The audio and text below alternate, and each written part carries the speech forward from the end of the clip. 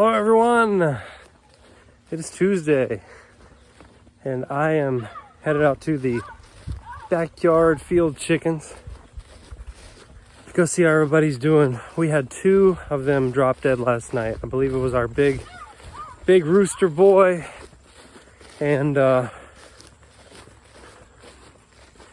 of the female ladies. So we're not really sure what happened. The rooster looked completely fine the last I recall. The lady though, she was looking very pale, wobbling around like she was drunk.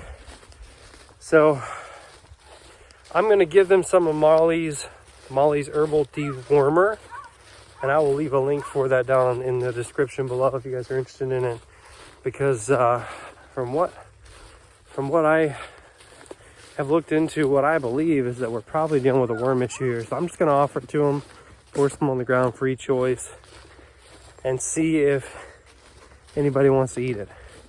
So it's a blend of wormwood and garlic and a few other things.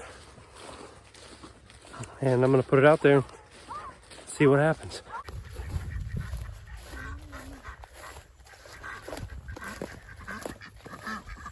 You guys lay me any eggs yet?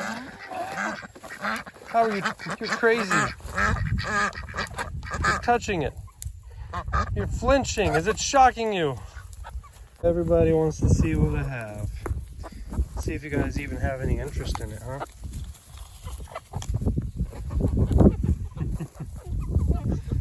Can't really see it, can you? Just kind of fades into the grass. All right, well that didn't work at all.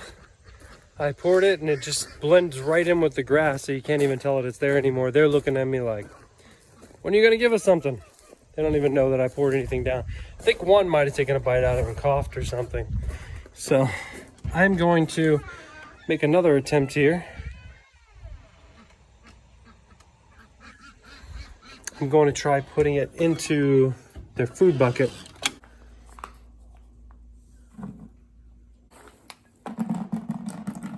And it'll be ready for tomorrow morning. So hopefully we don't lose any more tonight. I'm thinking maybe they've got intestinal parasites, some worms or something. Because of the way, like I said, the one was acting drunk. And we actually had a couple that were stumbling a little bit. And even some mornings you'd open the door to let them out. They might fall over and they wouldn't get right back up. So hopefully this will take care of that situation. I'm hoping we don't lose any more tonight. So like I stated in the last video, it is about time for goat breeding season. So one of the things we're going to do before we start breeding these girls for our first time, maybe their second time breeding, but our first time breeding them, is we are going to draw some blood, do some blood work, just to make sure they didn't contract any diseases somewhere along the way. And so that's what we're going to do now. For the first time ever, we're going to draw some blood.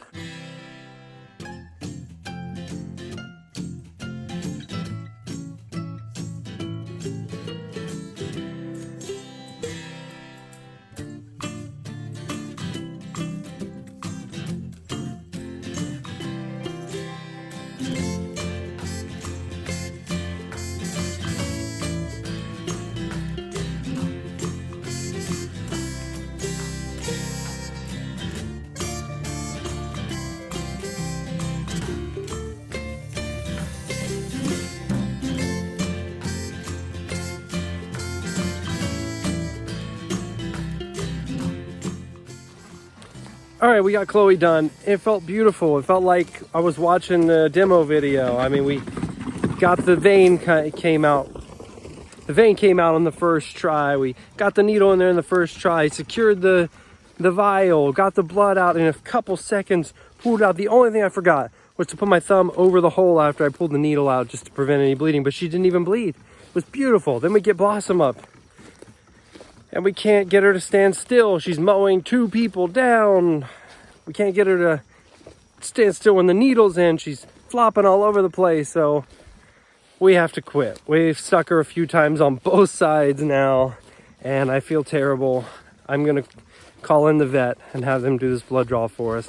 If he can come within 2 days, the first blood draw that I did on Chloe will be good. We can still send that off to the lab. If it's any later than that he has to come, then we're going to have him redo Chloe's too. and we'll just get both the blood draws done by the vet. So what is this pie called?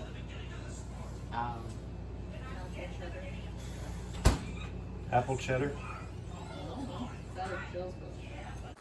All right, change of plans. We found somebody. We have to take the goat there, but they can do it today.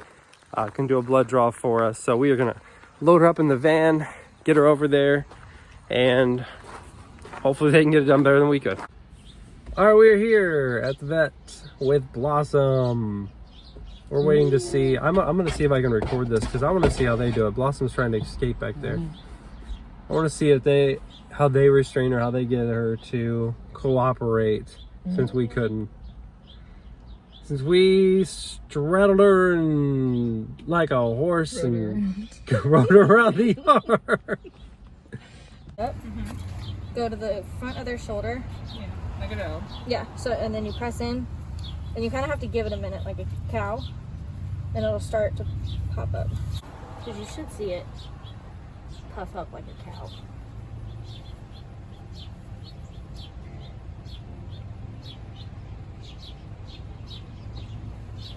Yeah, the way we did the other one was a straight line down from the eye. Yeah, yeah, that's it. How much? Do you know how much you need? 2 ml.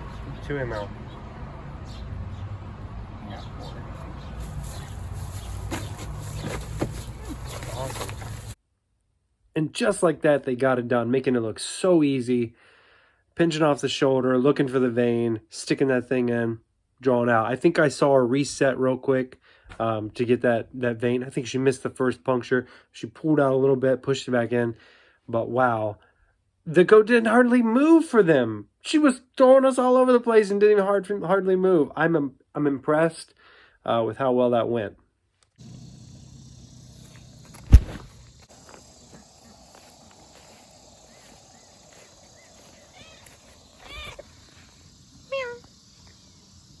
Out here in the garden, overgrown again. We just can't keep up with this. Taking a look at our cucumbers. This is what we're getting this year. These plants didn't get very big, so the cucumbers are tiny and round, and that one's already turning, so I think I'll just give that one to the chickens.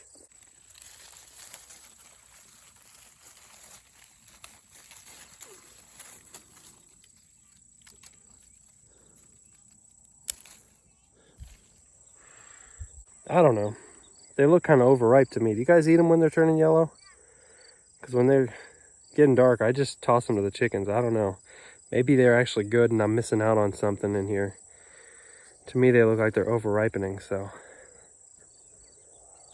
Oh, almost got one.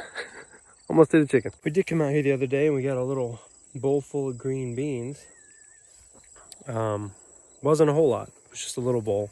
It wasn't like a giant popcorn bowl or anything. It was really like a little soup bowl. And wow, some of them are already, maybe it's just this one. It's going overripe on us.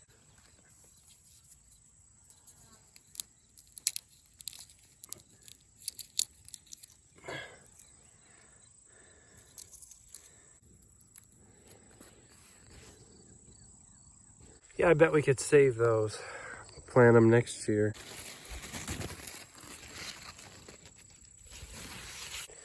We've already harvested quite a few zucchini already. That one looking like it's almost ready. It might be okay to pick now, but I'm gonna leave it in there. My wife did some Parmesan, I think. Parmesan, some sort of cheese zucchini chips the other day. They were really good. If you are interested in that, I will have the recipe down in the description of this video for those Parmesan zucchini chips. Here's our salad leaves coming up to bolt here. It's our salad mix. Thinking I may leave those there for now. I thought about pulling them out and feeding to the chickens, but then I started wondering if I would be able to let them go to seed since they're already bolted, and see if I can't harvest those seeds for next year. And then here's my son's pumpkin that he's got growing. Justin, what's up, man? What's up, Justin? Keeping your cool hair cool? Yeah. Fluff that dew. Love it. It seems like a lot of what we do around here is land management. That's kind of true. I mean, we have the animals, but other than feeding them daily, milking them when it's in season. If you already watched our last video, you know, we're drying the goats off. So right now we're not even milking in the mornings. Animals are just going out. They're getting fed. They're getting watered at night. And mostly other than that, it's just rotating. Coming back behind them, cleaning up the land, the things that they missed. And yeah, a lot of land management. So here is our red popcorn patch. And I did this just as a little bit of an experiment. And my son said the corn should be about 3 to 4 feet tall. Now, I think we're almost there. If you see these 4 posts that are marked here, that is the area where I planted the red popcorn that you see growing in here. Now, I think some of them didn't come up. Some of them stay kind of small. I mean, we do have some over there. But what I did, that's the experiment part of this, is I didn't dig. I didn't manage the land at all. All we did is we kept the chicken coop here for a couple days. We pulled it away. At that point, there was nothing but chicken poop all over the ground and no grass at all. Like the animals had just torn it all up. So we pull it away. I don't do anything else to the land. All we do is just take the seeds, the popcorn seeds, and I just stuck them right down the poop. And we watered them. So from there, I mean, that's probably better than some of the other plants that I actually tilled the soil and buried them in, but I didn't put any compost on or chicken poop or anything. I just tilled the soil and put seeds in the ground. That, with no till, just planting straight in chicken poop, is doing better than what I worked harder for. So guys, if you're working with animals out there, you've got chickens, put them to work for you. Let them work that land, because as you can see from here and over there, I've got these tiny little beans, tiny little bean plants, tiny cucumbers, everything's tiny. I worked a lot harder for that land than I worked for that land. So with my fall crop, I'm doing things a little bit different.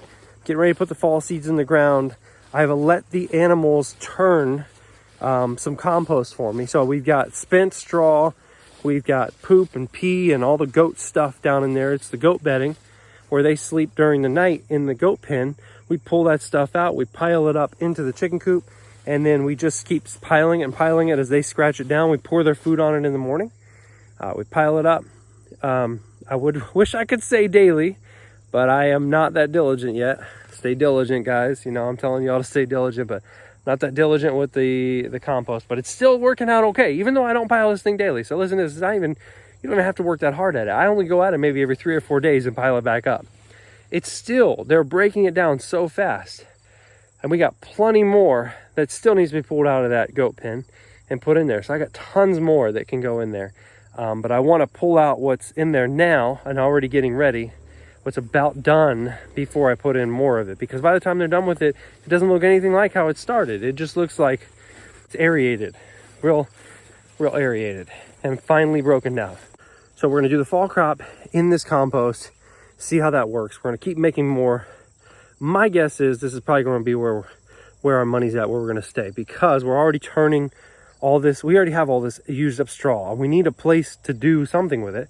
I can't just throw it away. I mean, we loading our trash bins up with compost straw here.